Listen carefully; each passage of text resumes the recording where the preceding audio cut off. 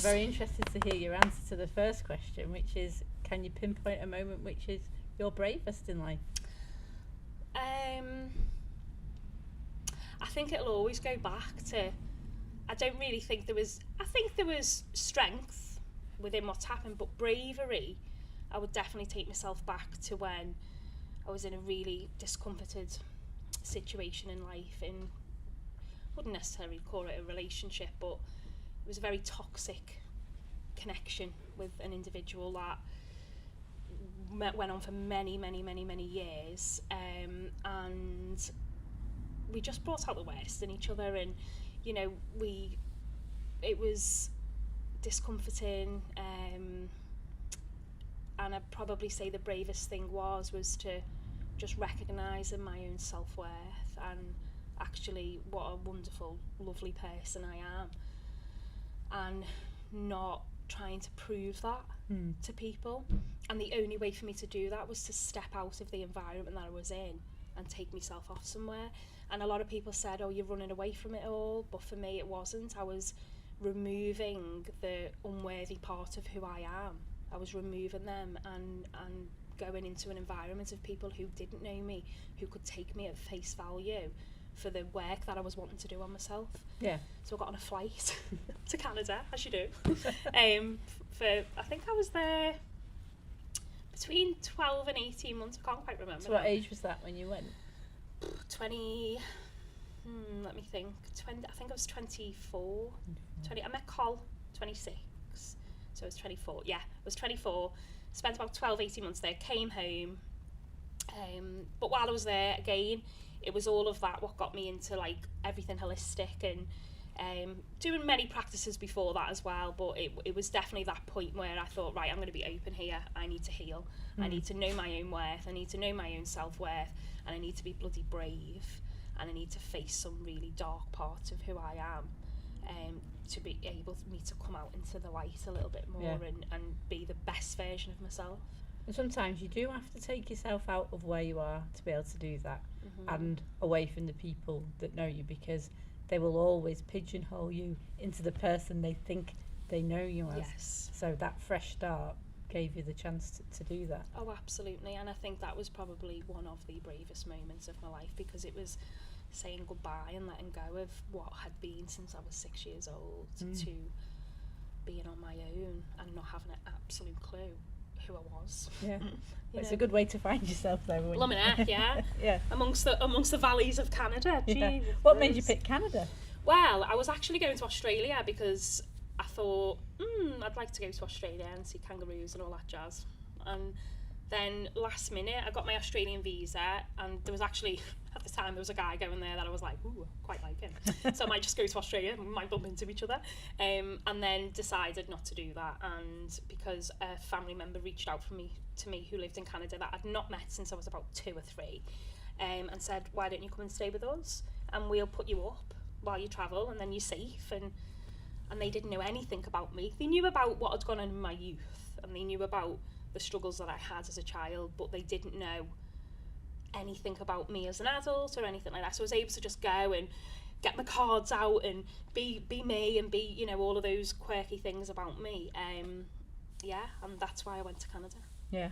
So what drew you to the holistic side in Canada? Did you meet someone who was into that? Yes. So my cousin who lived there, who I was actually living with, her husband's mum was a Reiki master, so it really got me into that whole side of Reiki. And then we used to go to this little hut, which was like a yoga studio place, with my cousin and a couple of her friends, and we were doing all yoga and all the ram lam all that jazz, and I just loved it. I was like, oh my gosh, I feel like a total free spirit. You're like on retreat, basically. Literally, retreat for like 12 to 18 months, and then I came home, surprised my family from that, and came home because I was missing them. And life there became the same as what it was here, not relationship wise, more so, you know, I was working there, I was doing all of that, and I was really missing my family, so I thought I might as well come home, be with my family, and then just be who I am now here. And that's what I've done. And how was that when you got back? could people accept you for the different person you've become? No, I got called the My Crystal Lady, which I've No always change been there, known. then. Yeah, that's not changed. Yeah.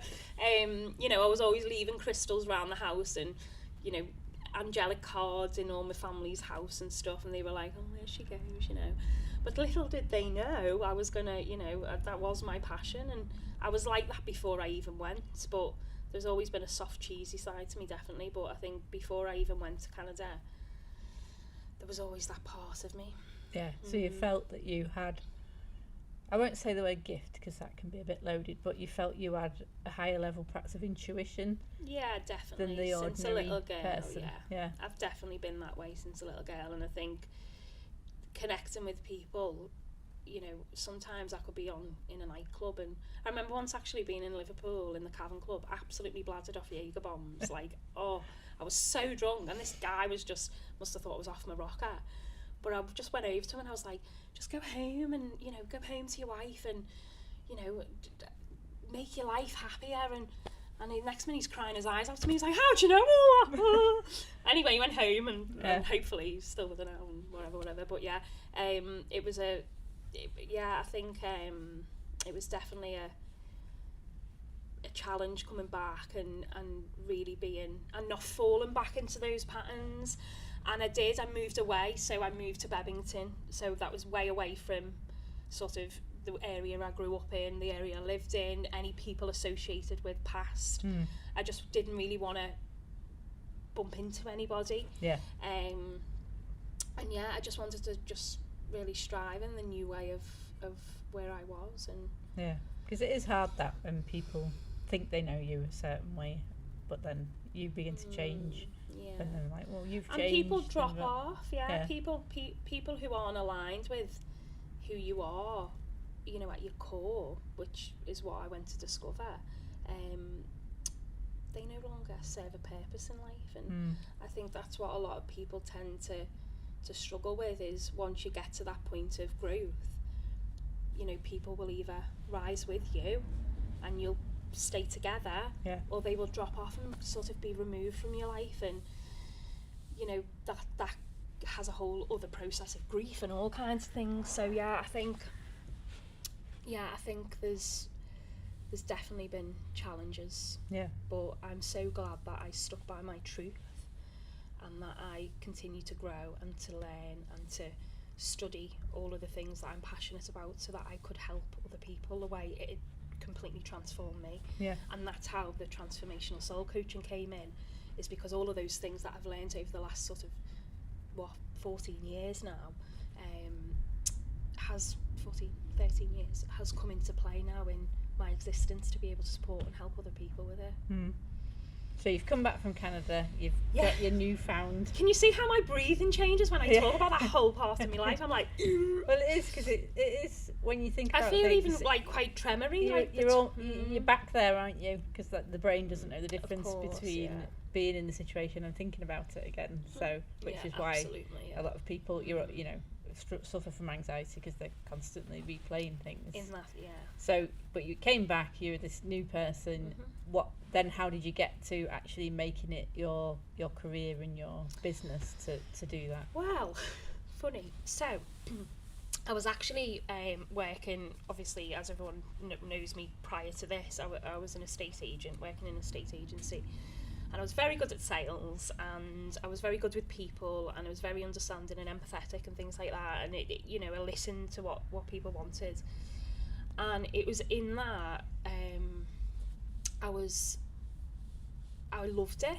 I really did love it at the time. And then Charlotte was born, and I was like, no, it was a hobby, and I thought, I can't work in an estate agent for the rest of my life and be a mum. Because it just doesn't align anymore. And the whole purpose of Charlotte being there and her presence and everything, I just thought, I want her to see me for who I am.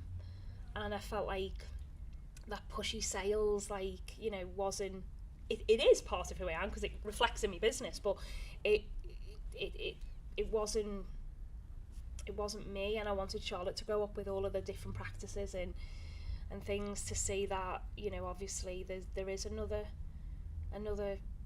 way, and to be brave and to take chances in life. And if something is making you unhappy, you know, it's easily changed. People read into it so much more, and actually if something's making you unhappy, you just got to change it, and you've got to be brave enough to do that. Yeah, a lot of people will just sit in their misery, won't they, rather than make a change.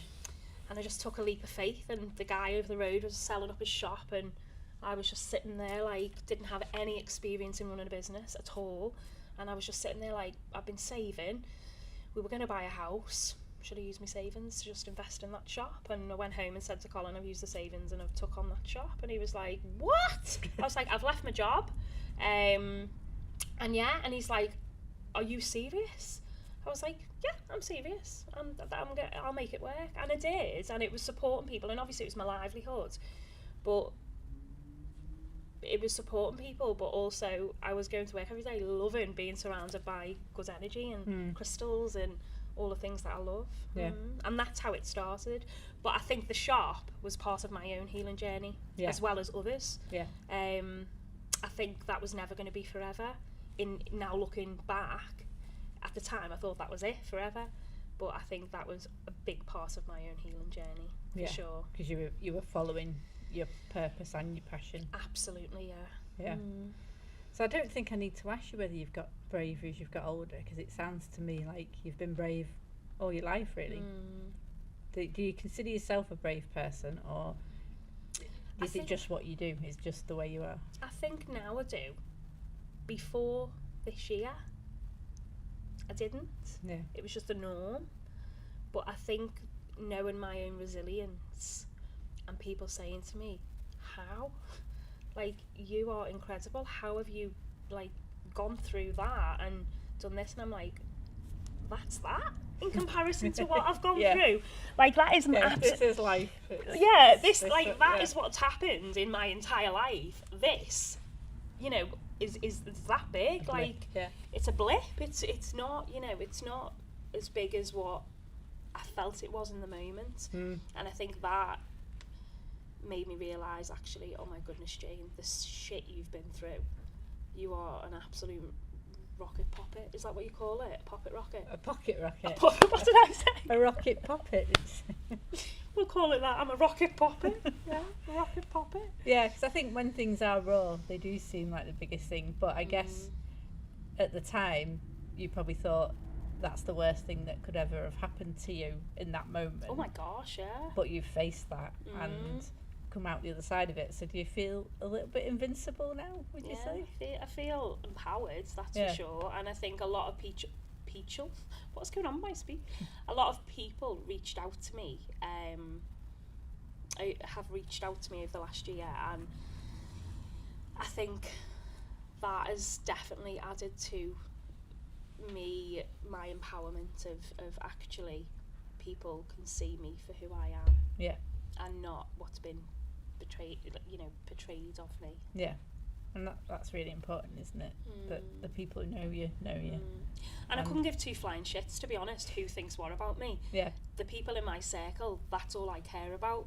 Before, I cared what everyone thought. I got a bad review and I'd be like, oh my God, you know, I couldn't give two flying shits. If people want to look at me in the street and think you're an absolute knob, think it. I don't care about that. Like, I know who I am, and that's the difference between self-esteem and self-belief. When you have that self-belief within you, you are completely immovable. No matter what anyone says or does, or how far they want to take things, it's here. Yeah. And no one can move that, because you believe in yourself and who you are as a person. And I definitely think this last year, that has just tied the knot for me. Yeah. And now I don't care what people think. Obviously, you know, the people in my circle, I care what they think, and if they think you shouldn't be doing something that way, then I'll listen. Yeah. But anyone out of that circle, I don't care, you know. And I think you do become a bit invincible, because it's you've got to toughen up. In life, you know, not just business. In life, you've got to be tough, and you will face challenges as you grow and as you develop and as you exceed the expectations of what people expect around you. People will look at you and go, who the fuck does she think she is? Yeah, like, it's triggering to some people, isn't it? Of course it is, and that's okay, because that's not a reflection of you or me. That's just where they are in life, and hopefully someone will see that and reach out to them and give them that growth. But I think having your own boundaries in place, you're not there to fix somebody else. No. You're not there to, you know, for somebody to become dependent on your way of doing things. If you want to change something or you want something, you have to do that work yourself. Yeah. It's great to have the support, but you definitely need that additional sort of transition from self-aware to self-belief. Yeah. Well, I think that's something I've learned from our coaching. Self-esteem, sorry, to self-belief. Yeah, something I've learned from our coaching. I'd say to you, oh, I couldn't have done this without you. I wouldn't be here without you. And you're like, no, you've done it.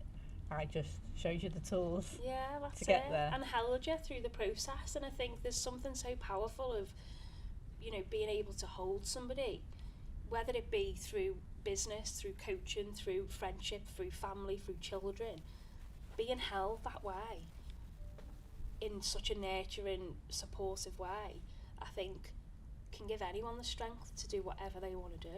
Yeah. But you just have to be held by somebody to transition to through get the over falls. the, Yeah.